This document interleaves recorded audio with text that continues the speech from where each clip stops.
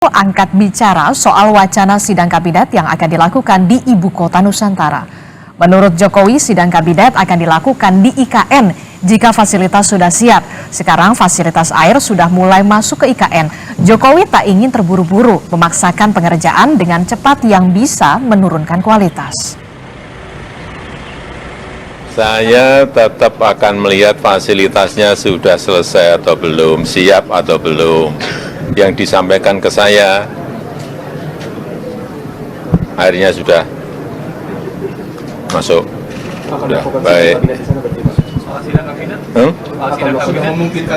Ya kalau semuanya sudah siap, sidang kabinet kalau kursinya belum ada gimana kamu duduk masa lesehan? Sidang kabinet lesehan. Kita tidak ingin memaksa-maksa yang nanti akan menurunkan kualitas interior, kualitas bangunan, enggak.